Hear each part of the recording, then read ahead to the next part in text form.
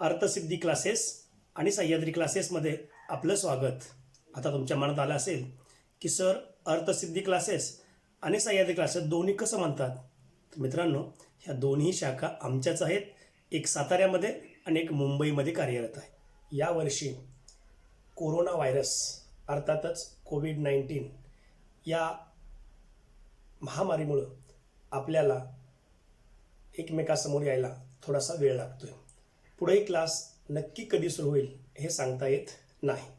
आणि याच अनुषंगानं आपण या यूट्यूब चॅनलच्या माध्यमातून आजपासून एकमेकांच्या समोर येत आहोत. मित्रांनो, यावर्षी 10वीचा वर्षाचा जो कालावधी असेल, शैक्षणिक वर्ष, हे मात्र आपल्याला थोडं कमी कालावधीचं मिळणार आहे.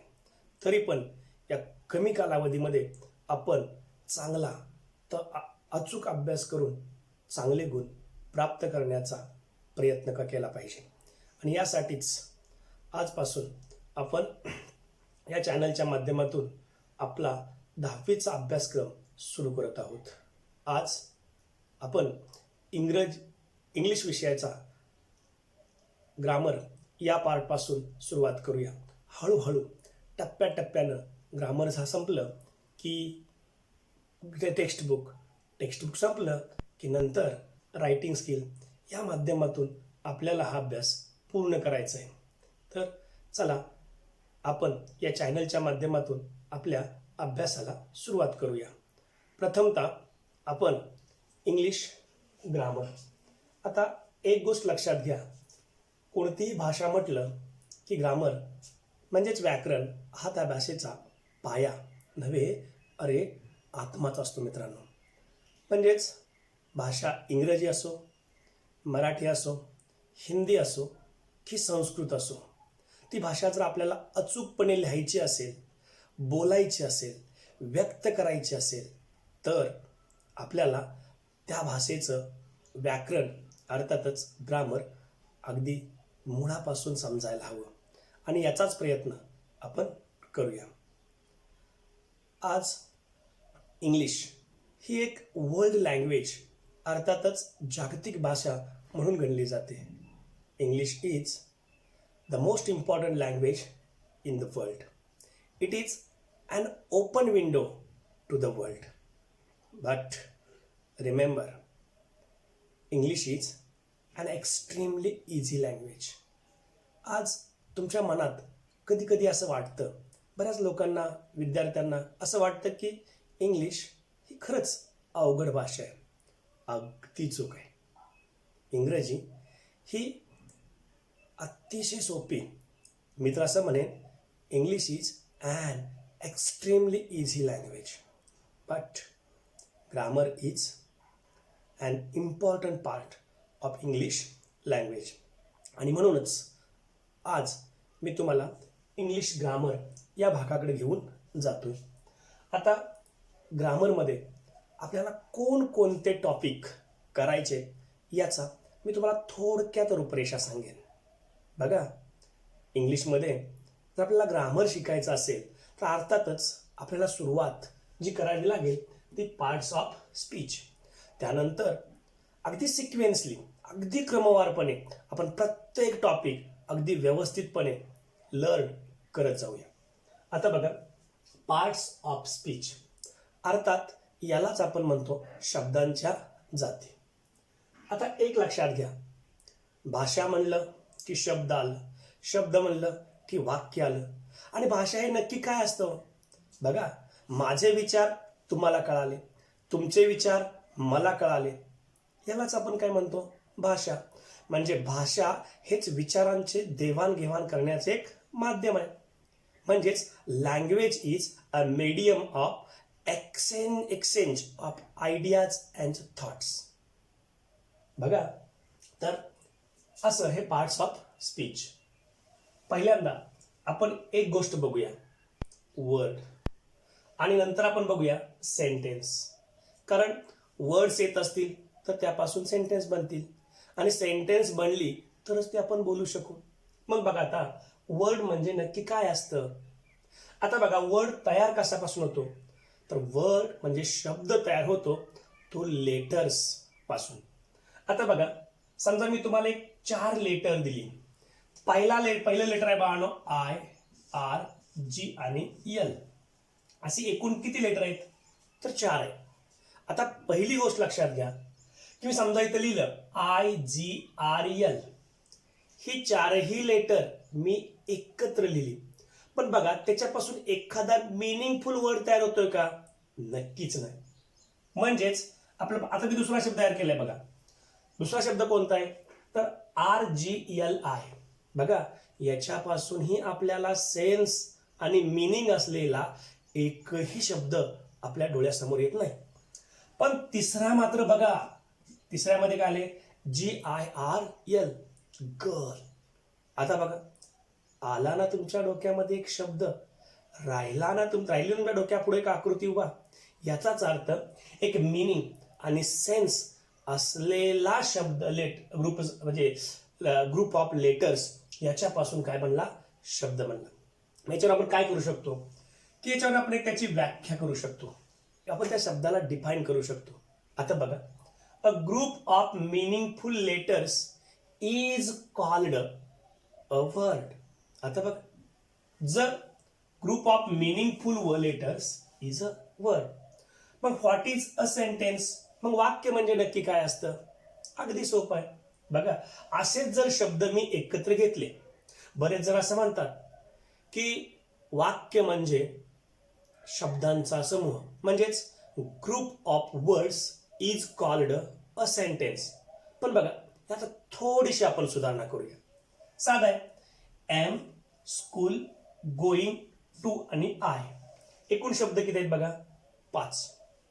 या 5 शब्द जरी असले तर त्याचा जो एक सिक्वेन्स आहे तो योग्य वाटतोय का? बघा बघा, am, school, going, to, I. याच्यापासून आपल्या मनामध्ये एक कोणताही अशी आयडिया किंवा विचार व्यक्त होत नाही. म्हणजेच it is not a sentence. याला आपण वाक्य म्हणूच शकत नाही. का? कारण ह्याच्यामध्ये मिनिंग नाही, ह्याच्यामध्ये सेन्स नाही. आता आपण दुसरीकडे येऊया. I am going to school. बघा, म्हणजेच याच्यामधून आपल्या मनामध्ये एक विचार, एक कल्पना आली. म्हणजे याच्यावर आपण या वाक्याची म्हणजे सेंटेन्सची एक डेफिनेशन देखील करू शकतो. अगदी छान. कोणती? बघा, a group of meaningful words म्हणजे काय? तर अर्थपूर्ण शब्दांचा समूह असेल तर त्यालाच आपण काय म्हणतो? वाक्य. म्हणजे बघा, a group of meaningful words is called a sentence. म्हणजेच I am going to school is a sentence and am school going to I is not a sentence. This is a sentence. याला आपण वाक्य असं म्हणू शकतो. आता आणखीन एक गोष्ट, आपण थोडंसं पुढे जाऊया. आता बघा, मग नक्की पार्ट्स ऑफ स्पीच म्हणजे काय असतं? विद्यार्थी मित्रांनो, एक गोष्ट लक्षात घ्या. काय?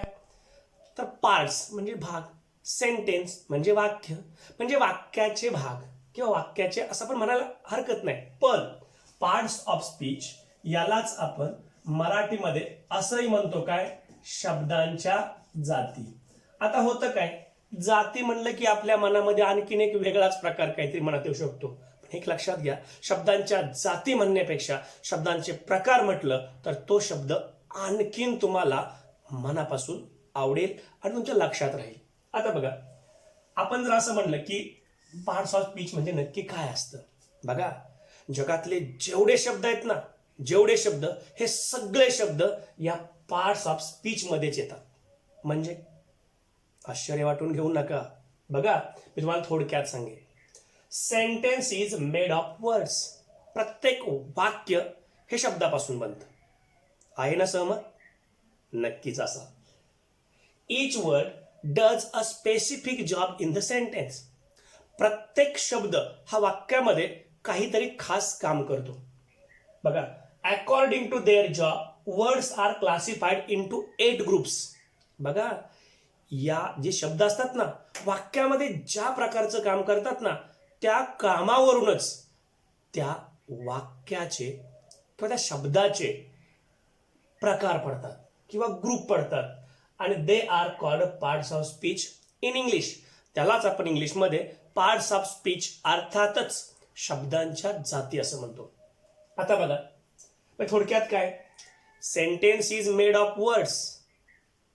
बघा, each word does a specific job in the sentence. According to their jobs, words are classified into 8 groups and these groups of words are called parts of speech in English. आहे ना सोपं? होय, नक्कीच. मग आता आपण पुढे जाऊया. आता बघा, इथे मी एक वाक्य लिहिले. कोणतं लिहिले? We are going to Pune for an urgent meeting. आता बघा, हे जे शब्द आहेत या शब्दांच्या समूहानं मिळून एक मिनिंगफुल असं वाक्य बनले. याचाच अर्थ हे जे शब्द असतात ना, हे शब्द 8 प्रकारामध्ये विभागले गेलेले आहेत. मग आता ह्याचं बघा, पहिल्यांदा आपण असं करूया. वी हा शब्द आहे, आर हा शब्द आहे, गोईंग हा शब्द आहे, टू हा शब्द आहे, फॉर हा शब्द आहे, अर्जंट हा शब्द आहे आणि मीटिंग हा शब्द आहे. बघा, तरी पण ह्या प्रत्येक शब्दाचा प्रकार हा वेगळा असतो. आता आपण पहिल्यांदा बघूया, यातला वी हा शब्द काय काम करतो. तर बघा, आपण सगळेजण आहोत, आपल्या सगळ्यांची नावं लिहिणं तर शक्य आहे का? नक्कीच नाही. पण आपल्या सगळ्यांच्या नावासाठी आपण एक शब्द रिप्लेस केला, तो म्हणजे कुठला? वी. याचाच अर्थ वी म्हणजे आपण सगळेजण. आता बघा, सगळ्यांची नावं लिहिणं शक्य नक्कीच नाही. आर, आर हे काय? तर वर्ब म्हणजे क्रियापद. लक्षात घ्या, क्रियापदाचे पण 2 प्रकार असतात. नंबर 1 मेन वर्ब आणि दुसरं असतं ते ऑक्झिलरी वर्ब म्हणजे सहाय्यकारी. याला आपण हेल्पिंग वर्ब असंही म्हणू शकतो. आता बघा, वी आर झालं गोईंग. मग आता आर हे ऑक्झिलरी वर्ब, गोईंग हे मेन वर्ब, अर्थात दोन्ही पण वर्बच. आता बघा, टू हे काय वाहनो? तर टू हे प्रेपोजिशन, ज्याला आपण शब्दयोगी अव्यय असं म्हणतो. आता बघा, पुणे, पुणे हे काय आहे? साहजिक आहे, ते नाव आहे म्हणजे इट्स अ नाउन, ते तर नामच आहे. बघा, फॉर, फॉर हे सुद्धा काय? प्रेपोजिशन आहे. आणि बघा, अर्जंट हे काय? ऍडजेक्टिव्ह. अर्जंट हे काय? ऍडजेक्टिव्ह. आणि मीटिंग, मित्रांनो, मीटिंग हे सुद्धा एक नाउन आहे. म्हणजे एक लक्षात घ्या, या वाक्यामध्ये आलेला प्रत्येक शब्द हा आपापल्या परीनं आपापलं काम करतोय आणि त्याच्या कामावरून याचे एकूण शब्दांचे किती? 8 प्रकार पडतात. थोडक्यात काय? Words are classified into 8 groups according to their jobs and these groups are called parts of speech. यालाच आपण इंग्रजीमध्ये काय म्हणतो? Parts of speech. आता बघा, आपण थोडंसं पुढे जाऊया. आता बघा, पार्ट्स मी तुम्हाला सांगितलं की शब्दांचे प्रकार. आता बघा, मी तुम्हाला एक साधं उदाहरण सांगतो. आपलं घर आहे, आपल्या घरामध्ये प्रत्येक व्यक्ती आपापलं ठरवून दिलेलं काम करते. म्हणजे बघा, आपली आई, आपले बाबा, आपले आजोबा, आपली आजी, आपली बहीण, आपला भाऊ आणि आपण स्वतः. बघा, हे आपण सर्वजण फॅमिली मेंबर्स आहोत. आपल्या प्रत्येकाचं ठरलेलं काम आहे. बघा, स्वयंपाक करण्याचं काम कोण करतं? आई. शेतातली किंवा घरातली बाहेरची कामं, ऑफिसची कामं कोण करतात? बाबा.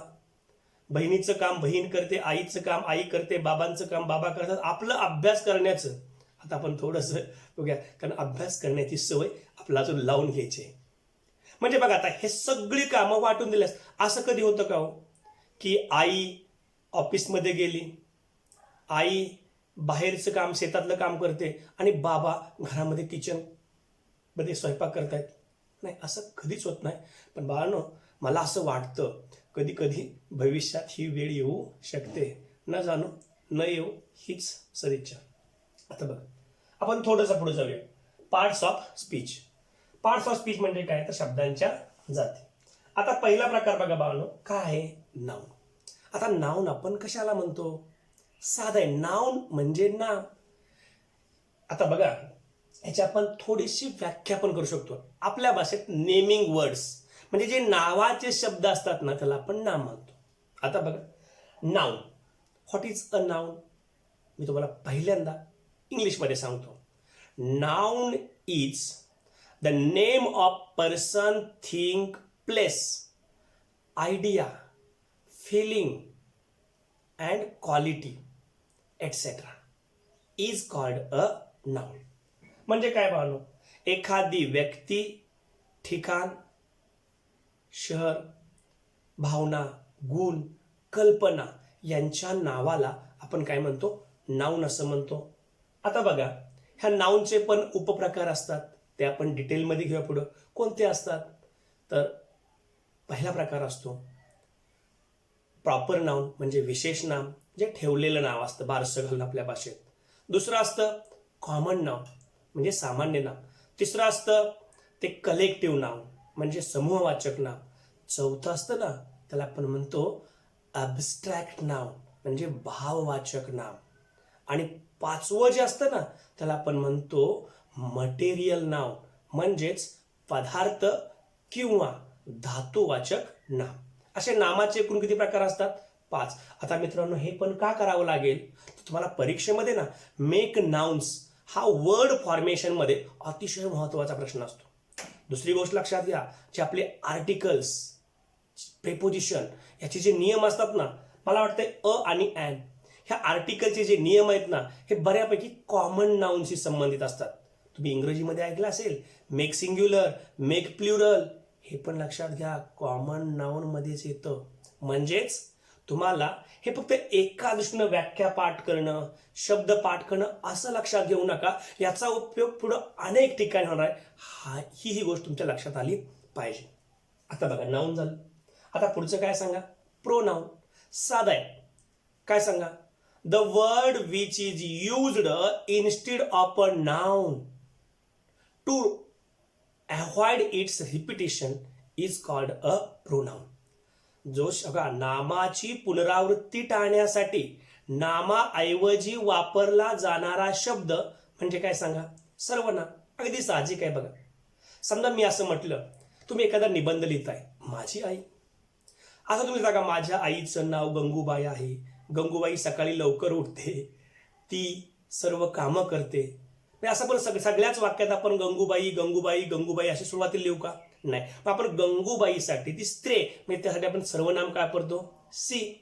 मग याचाच अर्थ सी हे काय झालं, प्रोनाउन, म्हणजेच सर्वनाम. मग लक्षात घ्या की the word which is used instead of a noun to avoid its repetition is called a pronoun. आता याची इंग्लिशमध्ये प्रोनाउन कोणते आहेत तर लक्षात घ्या, पर्सन म्हणजे प्रथम पुरुष आणि जेंडर म्हणजे लिंग, यानुसार ती प्रोनाउन ठरवली जातात. जसं Ram, Ram is a boy, पुढे आपण काय म्हणतो, he is an honest boy. बघा, Ram is a boy, he is very clever. Mumbai is a city, it is a capital city. असं आपण जे म्हणतो ना, बघा, Gautam was very poor but he was very honest. Some girls are playing, they are very lazy. म्हणजे बघा, गर्ल्ससाठी आपण काय वापरलं, दे. म्हणजे अशी जास्त आपण काय म्हणतो, प्रोनाउन्स. आपण तोही भाग पुढे डिटेलमध्ये बघणार आहे. म्हणजे हे जे 8 प्रकार आहेत ना, हे आपण अगदी डिटेलमध्ये पाहणार आहोत. कारण रायटिंग स्किल या सगळ्या भागामध्ये, ग्रामरमध्ये तुम्हाला हे अतिशय महत्त्वाचं असतं. आता बघा, पुढचा पार्ट कुठला आहे, ॲडजेक्टिव्ह. अगदी इजी आहे. ॲडजेक्टिव्ह आपण कशाला म्हणतो तर पहिली गोष्ट लक्षात घ्या, ॲडजेक्टिव्ह आपण कशाला म्हणतो बघा, the word which describes a noun or pronoun is called an adjective. थोडक्यात describing word is called an adjective. आता आणखीन एक महत्त्वाची गोष्ट बघा, मुंबई इज अ सिटी, साधा आहे. पण मी असं म्हटलं तर Mumbai is a big city. बघा, मुंबई आणि सिटी यासाठी बिग हा शब्द आणखीन जास्त माहिती सांगतोय, डिस्क्राईब करतोय, म्हणून याला आपण काय म्हणतो, बिग हे ॲडजेक्टिव्ह आहे. बघा, rose is a beautiful flower, beautiful. आता बघा, काऊ इज अ पेट ॲनिमल, पेट. हे जे शब्द आहेत ना, याला आपण काय म्हणतो तर ॲडजेक्टिव्ह असं म्हणतो. आणि बाळांनो, अनेक ठिकाणी असा प्रश्न येतो की make a list of describing words from the poem. आता अर्थच तुम्हाला कळाला असेल, डिस्क्रायबिंग वर्ड्स म्हणजेच ॲडजेक्टिव्ह. आता समजा आपण असं म्हटलं स्विमिंग पूल. आता पूल हे नाव नाही, पण स्विमिंग हे काय, ॲडजेक्टिव्ह. ब्युटिफुल फ्लावर्स, आता ब्युटिफुल हे काय, ॲडजेक्टिव्ह. आणि फ्लावर्स हे काय, नाउन. म्हणजेच नाउन आणि प्रोनाउन यांना डिस्क्राईब करणाऱ्या वर्डला आपण काय म्हणतो, ॲडजेक्टिव्ह असं म्हणतो. आता आपण पुढे वर्ब. मित्रांनो, वर्ब हा इंग्लिश लँग्वेज मधला अतिशय महत्वाचा भाग. म्हणजेच verbs are extremely important to learn English language. आता बघा मी असं का म्हणतोय, कारण वर्ब्स याच्याशिवाय आपण वाक्य बनवू शकत नाही, आपण काळ शिकू शकत नाही. म्हणजे tense, question tag, WH question किंवा जे काय असेल ते सगळंच्या सगळं अगदी वर्ब्सवर अवलंबून असतं. बाकी सगळं कुणी काय पाठ करेल हो, पण वर्ब आणि त्याची फॉर्म्स हे अगदी व्यवस्थितपणे पाठ असली पाहिजेत. आता आपण थोडं बघा वर्ब म्हणजे काय असतं. अगदी सोपं आहे. The word which shows action in the sentence is called a verb. म्हणजेच वर्ब आपण कशाला म्हणतो बघा, action words are called verbs.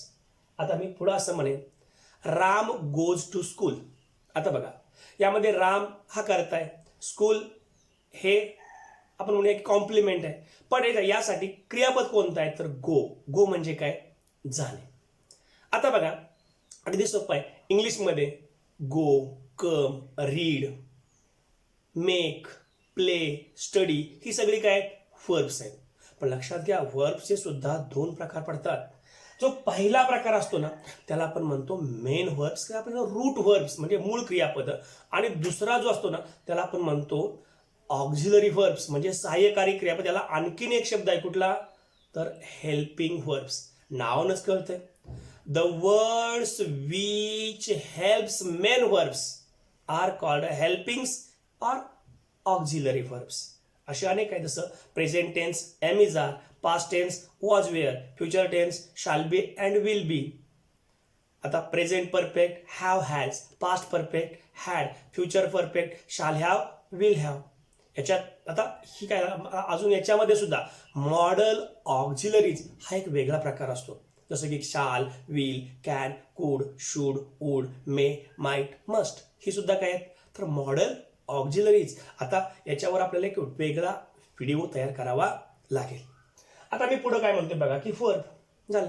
आता या वर्बची किती, आता मेन वर्बची किती फॉर्म असतात तर 4. मानो मेन वर्ब मध्ये पहिलं जे रूप असतं ना तर आपण फॉर्म म्हणतो त्याला आपण म्हणतो V1, दुसऱ्याला म्हणतो आपण V2, तिसऱ्याला म्हणतो V3 आणि चौथ्याला म्हणतो V4. आता V1 म्हणजे काय तर रूट वर्ब म्हणजे गो, कम असं असतं ते. पास्ट टेन्स म्हणजे भूतकाळ. पास्ट पार्टिसिपल म्हणजे V3 त्याला आपण काय म्हणतो तर भूतकाळी धातू साधित. आणि चौथं असतं ना त्याला आपण म्हणतो ING रूप म्हणजेच प्रेझेंट पार्टिसिपल. आता हे लक्षात घ्या, ही चारही रूप आपल्याला कळाली पाहिजेत कारण ती टेन्स मध्ये आपल्याला यूज करावीच लागतात. त्याच्याशिवाय आपण काहीही करू शकत नाही. आता बघा V1, V2, V3 माहित असेल ना तर आपण change the voice, tense, question tag, WH question सगळं ग्रामर आपण याद्वारेच सोडवू शकतो आणि आपण चांगल्या प्रकारचे इंग्रजी बोलू आणि लिहू शकतो. मित्रांनो आता पुढे आपण जाऊया. काय म्हटले आपण ऍडव्हर्ब. ऍडव्हर्ब म्हणजे काय असतं साधं आहे. जो शब्द वाक्यातील क्रियेविषयी अधिक माहिती सांगतो. The word which tells more about action is called adverb. आता बघा अजून त्याला आपण असंही म्हणता येईल, the word which describes action in detail is called adverb. आता बघा सी गेट्स अप अर्ली. आता बघा सी गेट्स अप ती उठते, कधी उठते अर्ली म्हणजे सकाळी. I go to school every day मी दररोज शाळेत जातो. एव्हरी डे म्हणजे वेळ सांगतोय. आता बघा ही प्लेज हॅपीली तो आनंदाने खेळतोय. आता हॅपीली आता एक लक्षात घ्या, इंग्रजीमध्ये सुद्धा किंवा इंग्लिशमध्ये एक लक्षात घ्या की हॅपीली हे ऍडव्हर्ब आहे. आता बघा जर तुम्हाला परीक्षेमध्ये मेक ऍडव्हर्ब हा प्रश्न आला तर अगदी सोपा आहे मित्रांनो. काय तर कोणत्याही शब्दाला म्हणजे वर्डला ly हा सफिक्स लावला म्हणजे प्रत्यय लावला शेवटी की तो शब्द ऍडव्हर्ब तयार होतो. बघा happy happily, extreme extremely, beautiful beautifully असं असं वेगवेगळ्या प्रकारे आपण काय करू शकतो ऍडव्हर्ब तयार करू शकतो. आता ऍडव्हर्ब सुद्धा वेगवेगळे प्रकार असतात. त्याच्या आपण डिटेलमध्ये बघूया. आता पुढे काय दिलंय बघा, प्रेपोजिशन. आता आपण प्रेपोजिशन या शब्दावरूनच कळतंय what is a preposition. Pre अगोदर, पोजिशन जागा, नाम किंवा सर्वनाम याच्यापूर्वी वापरलं जातं. म्हणजे मी असं म्हणेन, the word which shows the relationship between a noun and pronoun to the remaining part of the sentence.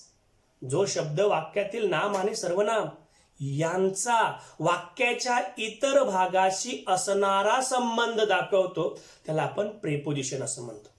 आता बघा, इंग्रजीमध्ये अशी भरपूर प्रेपोजिशन्स आहेत आणि प्रेपोजिशनचा वापर अतिशय महत्वाचा असतो, कारण त्याच्यावरच वाक्याचा अर्थ, आपण जे सेंटेन्स बोलतो ना त्या सेंटेन्सचा अर्थ त्या प्रेपोजिशनवर अवलंबून असतो.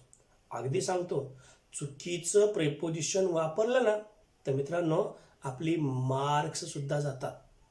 आणि हे जर मार्क्स जाऊ द्यायची नसतील ना तर आपल्याला आता मला सांगा की आपण असं करूया, प्रेपोजिशनवर आपण एक वेगळा व्हिडिओ तयार करूया. तसं म्हणा गेलं तर प्रत्येक पार्टवरच आपण एक छोटा तुम्हाला समजेल अशा भाषेत एक प्रत्येकावर व्हिडिओ तयार करूया. आता बघा, आपण पुढे बघा प्रेपोजिशन. आता मी मला एक वाक्य सांगतो बघा, आय गो स्कूल बस. बघा, आय गो स्कूल आणि बस. समजा मी ते एक वाक्य तुम्हाला लिहूनच दाखवतो. समजा मी असं लिहिलं, आय गो बघा स्कूल आणि ते काय लिहिलं, बस. नक्की तुमच्या डोक्यात आलं असेल इथं काहीतरी राहिले. बघा, जे राहिलंय ना तेच प्रेपोजिशन.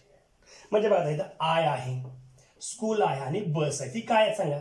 काही नाउन आहेत, काही प्रोनाउन आहेत. पण एकमेकाला संबंध कळतोय का? नाही. म्हणजे संबंध कसा? नामाचा आणि सर्वनामाचा वाक्याच्या इतर भागाशी असणारा संबंध दाखवणारा शब्द म्हणजे काय? प्रेपोजिशन. मला आय गो काय पाहिजे? टू स्कूल आणि ते काय पाहिजे? बाय बस. बरे जर असं म्हणतात इन बस, असं नसतं.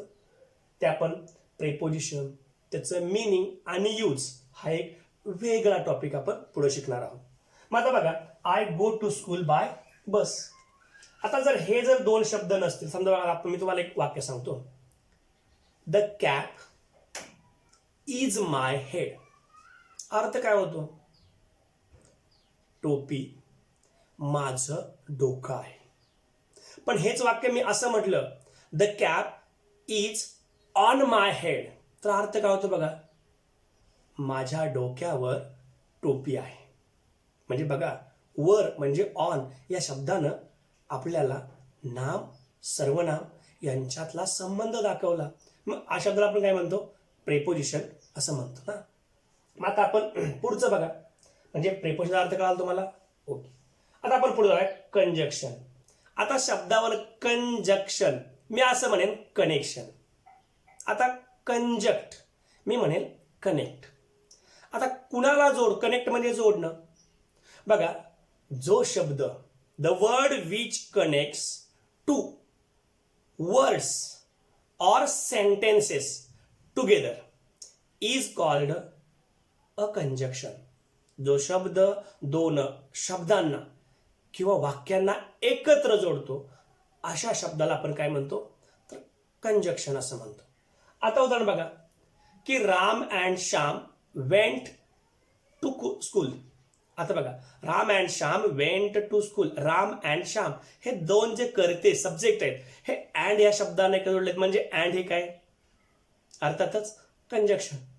आता दुसरं बघा, Raghu is poor but honest. Raghu गरीब आहे पण प्रामाणिक आहे. आता बघा, पण बट हा शब्द काय झाला? तर कंजक्शन. बघा, I am not only happy but also satisfied. बघा, not only happy adjective but also satisfied. म्हणजे नॉट ओनली आणि बट ऑल्सो या दोन शब्दांनी काय केलं तर हॅपी आणि सॅटिस्फाईड या दोन शब्दांना एकत्र जोडलं, म्हणून ह्याला आपण काय म्हणतो? कंजक्शन. आता मी दोन वाक्य जोडतो बघा, if you study hard you will get success. बघा, इफ या शब्दानं यू स्टडी हार्ड आणि यू विल गेट सक्सेस या दोन्ही वाक्यांना काय केलं? एकत्र जोडलं. बघा, I am happy I am happy because I met my parents. बघा, मी आनंदी आहे कारण मी माझ्या पालकांना भेटलो. म्हणजे आनंदी असण्याचं कारण काय? असं म्हणजे बघा आता, Lata is so fat that she cannot dance. ती इतकी लट्ट आहे की ती नाचू शकत नाही. म्हणजे बघा, सो दॅट. मग असं बघा, and, but, because, not only but also, as well as, both and, therefore, hence, अशी वेगवेगळी कंजक्शन काय करतात, दोन वाक्यांना किंवा शब्दांना एकत्र जोडतात. आणि आपण शेवटचं बघूया, इंटरजेक्शन. आता इंटरजेक्शन म्हणजे काय बघा, तर केवळ प्रयोगी अव्यय. आता इंटरजेक्शन या शब्दाची व्याख्या म्हणायला गेलं ना तर अशी करता येईल, the word which expresses our strong feelings at once is called and interjection. जो शब्द आपल्या मनातील उत्कट किंवा तीव्र भावना अचानकपणे व्यक्त करतो अशा शब्दाला आपण इंटरजेक्शन असं म्हणतो. आता बघा, इंटरजेक्शन आहे. आता मी तुम्हाला एक शब्द सांगतो, तुम्हाला कळतो का बघा, मराठीमध्ये पहिलं बघा. आई ग कधी आपण म्हणतो? समजा आपल्याला एखादी लहानशी वेदना झाली. बाप रे कधी बघतो? एखादं मोठं खात आपल्याला दिसलं आणि आपल्याला आश्चर्य आलं की आपण काय करतो? बाप रे असं म्हणतो. बघा, आहा कधी म्हणतो आपण? एखादी समोरची गोष्ट आपल्याला अतिशय आवडली काय म्हणतो? आहा. मग लक्षात घ्या, हे शब्द आपल्याला काय व्यक्त करतात? तसं म्हणायला गेलं तर बापरे, आई ग, आहा, वाव ह्या शब्दांना काय अर्थ असतो का? अर्थातच नाही. पण हे शब्द आपल्या मनातल्या तीव्र आणि उत्कट भावना, एखादा भूकंप कसा होतो तशा पट दिशे काय करतात? व्यक्त करतात. आता बघा, एक साधं उदाहरण. आपण एक असं म्हणतो, एखादी आपल्याला सुंदर गोष्ट समोर दिसली, आपण काय म्हणतो? Wow, she is so cute. बघा, दुःख असे आपण काय म्हणतो? Alas, he has failed again. अरे रे रे, ते पुन्हा नापास झालं. बघा, वाव. तसंच आणखी आपण शब्द बघूया, ब्रॅव्हो, शाबास, you have done your job extremely well. तू तुझं काम ना अतिशय छान प्रकारे पार पाडलंस, की आपला खूपच आनंद झाला. आपण काय करतो? तर बघा, hurray, we have won the match. आपण अगदी तोही आनंद व्यक्त करण्याचा प्रकार वेगळा असतो. तुम्ही बघितलं असेल, मी तुम्हाला साधं सांगतो, क्रिकेटमध्ये सौरभ गांगुली नावाचा प्लेअर होता. जेव्हा तो सामना जिंकायचा ना तेव्हा तो आपला टी शर्ट काढून तो हवेत फिरवायचा. ती त्याची भावना व्यक्त करण्याची पद्धत झाली. ही एक लँग्वेज असते, तर आपण बॉडी लँग्वेज असं म्हणतो. तुमच्यापैकी बऱ्याच जणांना बॉडी लँग्वेज हा शब्द माहीत असेल. आणि साहजिक आहे, आपण असं करतो. अर्थ काय असतो? तू ग बस, तो इकडं ये, हे कशावरून कळतं?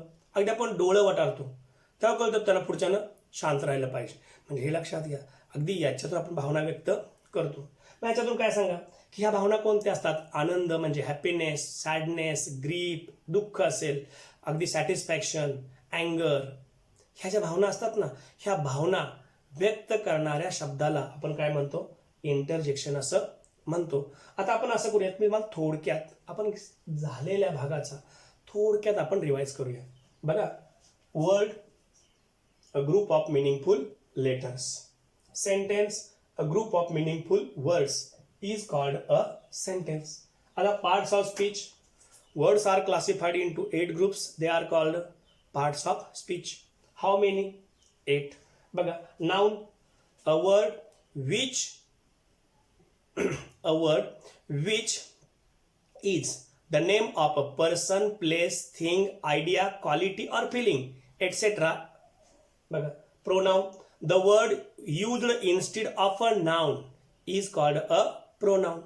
म्हणजेच नामाऐवजी वापरला जाणारा शब्द. Adjective, describing word is called an adjective. नामाला किंवा सर्वनामाचं वर्णन करणारा शब्द म्हणजे काय? ॲडजेक्टिव्ह अर्थात विशेषण. फर, वाक्यातील क्रिया दाखवणारा शब्द. ॲक्शन वर्ड इज कॉल्ड फर. आता बघा, adverb, the word which describes action म्हणजेच वर्ब.